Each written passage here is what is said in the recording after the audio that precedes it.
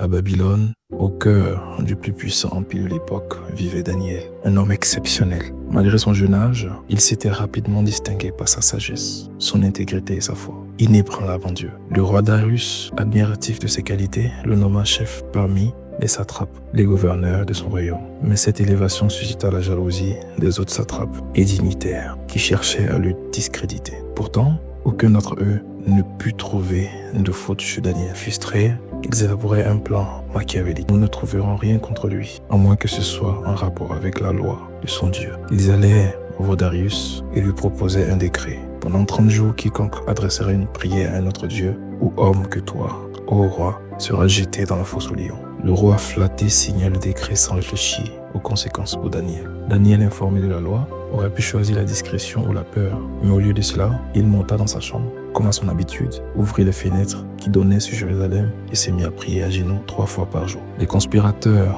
tapis dans l'orbe, observaient ce geste de foi et se précipitèrent pour informer le roi. Daniel, l'un des exilés, n'a aucun respect pour toi, ô roi, ni pour ton décret. Il continuait de prier son Dieu. Darius, pris au piège, fut accablé. Bien qu'il admirait Daniel et voulut le sauver, la loi des Mèdes et des Perses était immuable. À contre-cœur, il donna l'ordre, amenez-le dans la fosse aux lions. Avant que Daniel ne soit jeté dans la fosse, le roi lui murmura que ton Dieu, que tu sais fidèlement, te sauve. Dans l'obscurité terrifiante de la fosse, Daniel fut jeté au milieu des lions affamés. Le rugissement des fauves résonnait, mais Daniel restait calme, ses yeux levés vers le ciel.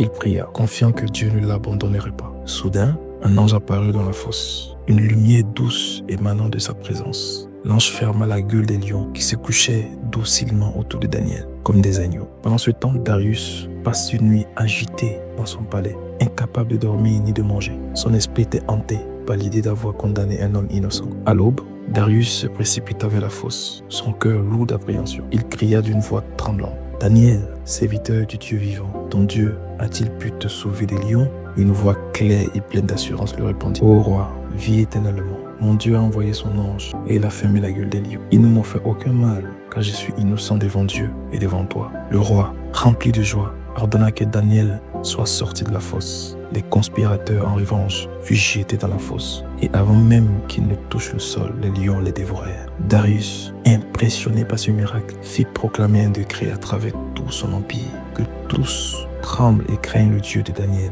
car il est le Dieu vivant qui demeure à jamais. Son royaume ne sera jamais détruit, et sa domination durera éternellement. Il sauve et délivre, il accomplit des signes et des prodiges dans les cieux et sur la terre. Grâce à la foi de Daniel, le nom de Dieu fut glorifié dans tout l'Empire. Cette histoire nous enseigne que, même dans des moments de grande adversité, la foi peut nous protéger et devenir un puissant témoignage pour les autres. Daniel aurait pu régner sa foi pour sauver sa vie, mais il choisit de rester fidèle, peu importe les conséquences. Cette histoire est une invitation à faire confiance à Dieu, même lorsque tout semble contre nous. Elle nous rappelle que Dieu est capable de nous protéger des dangers les plus terrifiants et d'utiliser nos épreuves pour manifester sa présence et sa puissance, ainsi que sa gloire à notre faveur. Lorsque vous êtes dans votre propre fosse au lion, gardez confiance. Dieu est avec vous et il fermera la gueule de tous ceux qui cherchent à vous détruire. Que Dieu vous bénisse. Abonnez-vous, activez la cloche de notification et je vous dis à bientôt dans une prochaine vidéo. Amen.